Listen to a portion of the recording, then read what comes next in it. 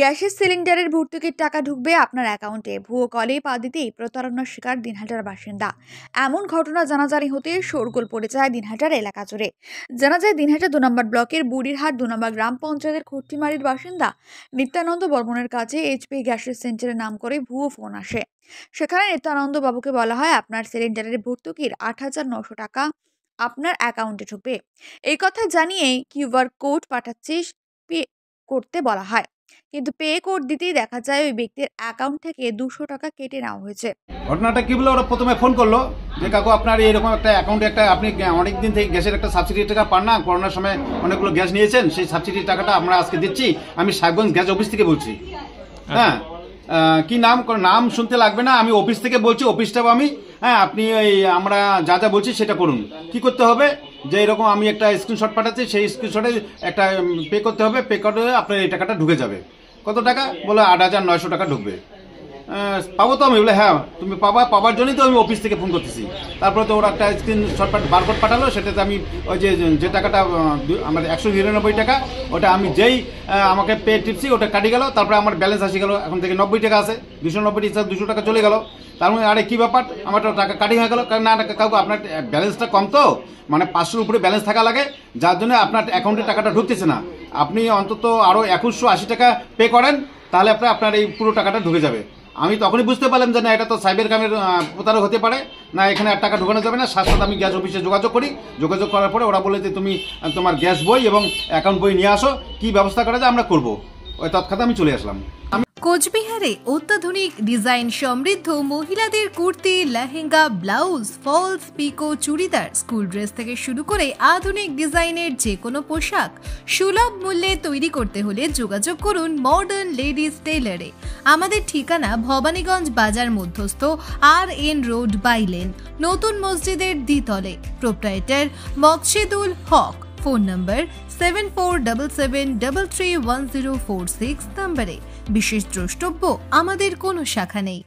কেন দিলাম আগে বলছে সাহেবগঞ্জ অফিস থেকে আমি বলছি, তাহলে আমি অফিসে যাচ্ছি, অফিসে আসতে লাগবে না, আমি অফিসের স্টাফ, আমি অফিস থেকেই বলছি, আপনি করুন, আমি করে দিচ্ছি আপনার টাকাটা।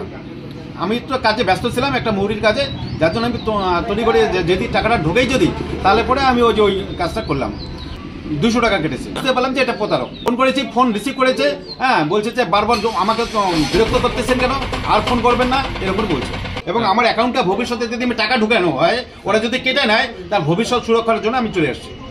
বলছে আমাদের লিখিত দেওয়া আছে, যার এই ঘটনা হবে সে থানায় যাবে এবং সেই মোবাইল নিয়ে ওখানে যোগাযোগ করলে পরে ওরা একটা ব্যবস্থা করবে। সাধারণ মানুষ কি এরপরে যেন সবাই সচেতন হয়, আমি যা ভুল করছি এরকম ভুল যেন আর কেউ না করে, যাতে সবাই সচেতন হয়, আর এই সাইবার ক্রাইমে যাতে এর একটা শাস্তিমূলক ব্যবস্থা করা যায়, তার জন্য পদক্ষেপ নিতে হবে। নিত্যানন্দ বর্মন, বাড়ি খট্টিমারি, আমি মুহুরি কাজ করি।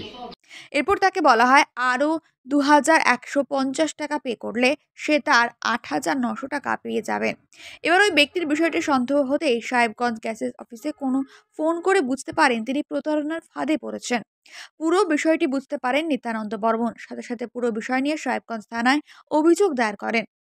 যদিও ওই ব্যক্তির ব্যাংক অ্যাকাউন্টে অল্প টাকা থাকায় বড় মাপের প্রতারণার শিকার হতে হয়নি তাকে, তবে অ্যাকাউন্টে টাকার পরিমাণ বেশি হলে বড় ধরনের অঘটনের শিকার হতেন তিনি। আমাদের অফিসে ওই ব্যক্তি এসে আমাদের জানালো ওনার অজানা কোনো নম্বর থেকে একটা ফোন এসেছিল। সেই ফোনে উনি জানতে পারে যে ওনার কোনো গ্যাসের টাকা ঢুকিয়ে দিবে। তা সাধারণ মানুষ অনেক সময় বুঝতে পারে না বিষয়টা কি। ওনার কাছে কোনো তথ্য হয়তো চেয়েছিল, উনি সেটাকে শেয়ার করে দিয়েছে। তৎক্ষণাৎ একটু পরেই উনি দেখতে পারে যে ওনার অ্যাকাউন্ট থেকে 200 টাকা চলে গেছে।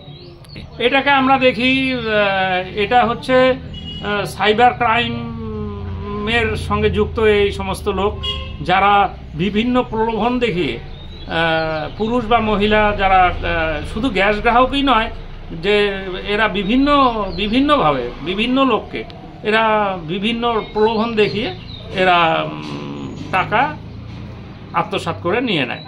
এই ব্যক্তি আমাদেরই অফিসের কনজিউমার।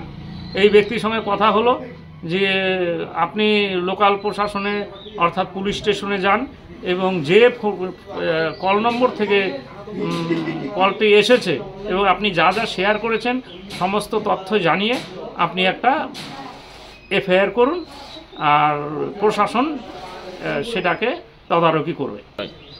আমার নাম পার্থনাথ, প্রতীক এসপি গ্যাস গ্রামীণ বিতরক ডিস্ট্রিবিউটর।